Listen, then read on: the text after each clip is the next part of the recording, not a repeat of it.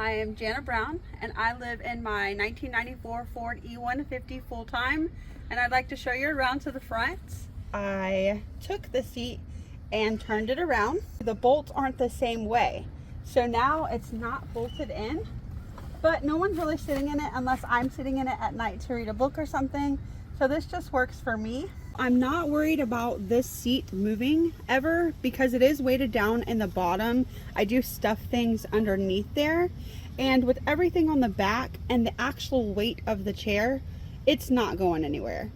I always keep my gym bag in the front because it's easy to grab when I'm going to Planet Fitness to take a shower, or even if I'm showering in my van.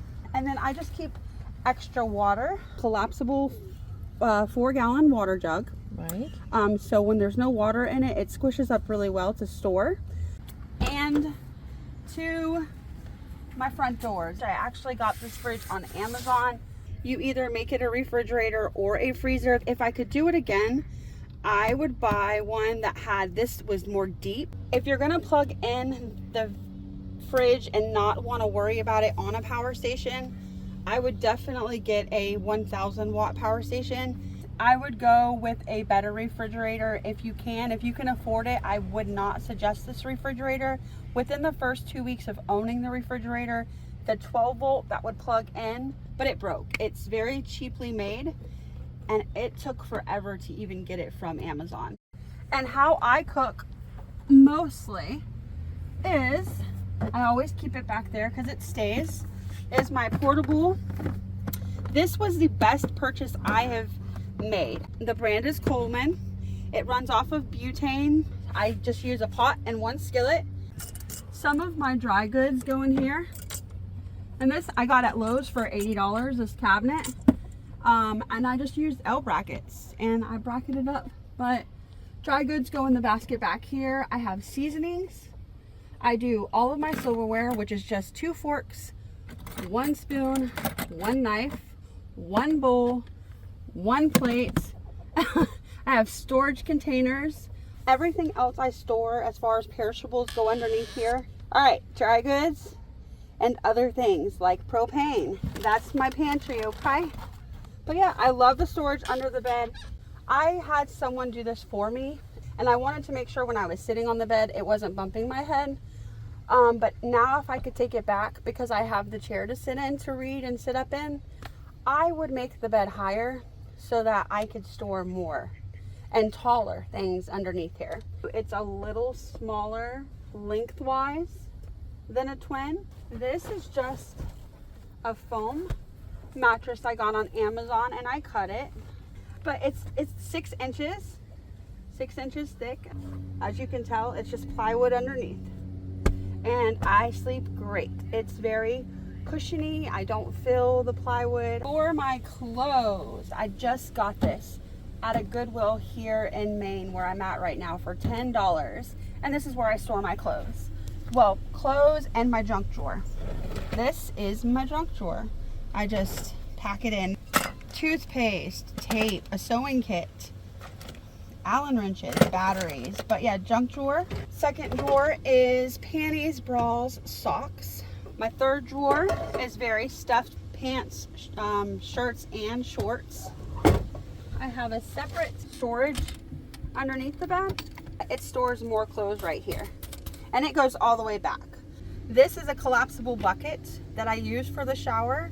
This is my shower setup. First of all, you're gonna need some biodegradable soap, so that way you can dump it outside and it doesn't affect nature, because that's important. It's Dr. Bronner's. It's peppermint. Use it for dishes, laundry, and washing, not my hair. It dries your hair out.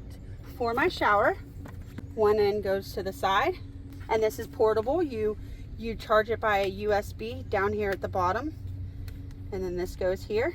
Get your bucket, boil your water, add some more cold water. This part goes down in here where the water would be. You cut it on, and this is a collapsible dog pool. It goes really big, or you can just open it to where you want it. I stand in here, cut the shower on. It's so convenient. I just open one of these doors, especially if I'm stealthing, just crack the door and there's a little hole right here, and the water just seeps right on out. And then it collapses, as you can tell. You can just fold it back up, and I stuff it in the back. This is my toilet. Got this bucket at the Lowe's for like $2, $3, something like that. I actually got the toilet top separate. I got it at Walmart. It was $8.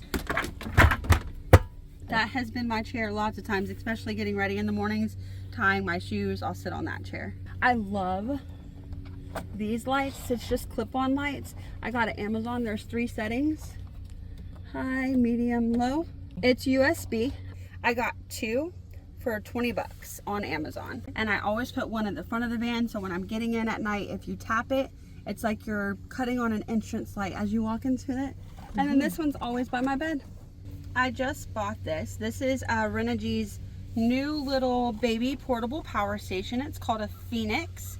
It was $100. Very great deal. It's 200 watts. So this charges my phone and my fan, which is here, by USB at night when I'm asleep. When I first walk into my van, to the left of me by my bed, I do have shoes here. In the bottom is just quick access to toilet paper, and my towels and some Q-tips. This is an awning. It is 8 feet by 8 feet. It's a Danshell Outdoor is the brand, and it's so awesome. If you need more shade, or if it's raining and I want to open my doors, or if I want to read outside but it's raining, I love my awning. So up top I have, again, 3 100-watt solar panels. And I just drilled the hole up at the top, and it comes around here and goes here. And right now I have it unplugged, and we'll talk about that. And then these go in here, and this is a control switch. Please get a control switch, because sometimes the solar, it's a very, very sunny day, and this controls how much power your inverter is going to get. And if you don't have a control switch, there's a good possibility that this will get overloaded, and you don't want that. That causes fires. This is my 1000 watts Ampeak inverter that is connected down underneath my van to the alternator. And this is my 2000 watt Renogy, but this 2000 watt is connected to the solar, which is then connected in this hole to batteries. It just sits right under here, and they're golf cart batteries. How many? There are 4. I did it in a parallel line because they're 6 volts, so 12 and 12. If I could suggest, I got the golf cart batteries because they were $100 a piece at Sam's Club, and it was in my budget. But you guys, golf cart batteries, the power source, it trickles down very, very quickly. I would suggest, because if you don't have full sun, these are going to go pretty quick.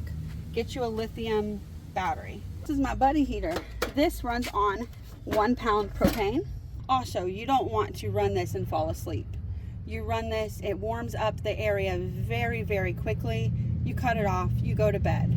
If you wake up a little cold, cut it back on for, you can run it for 20 minutes, but you're not going to want to run it that long because it's a small space. This buddy heater heats up very quickly. Living in a house, I just always woke up and I was like, is this life? Is this it? This is what I'm gonna do in this 4 box. I'm always paying bills to keep up with the house, and because of that, you don't really have a savings to see the things that I wanted to see. It was like I had an empty space in my heart, which only God can fill, by the way. But van life filled some of it as well. And with saving money, I'm such a giver. I was able to help my daughter get the things that she wanted. My grandson, my granddaughter. I have never slept better because of the freedom that it gives you. I don't have to worry about all the bills.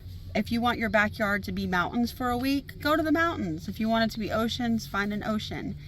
And van life has given me joy. So, yep, that's why I did it. So my channel is Simply Being Me.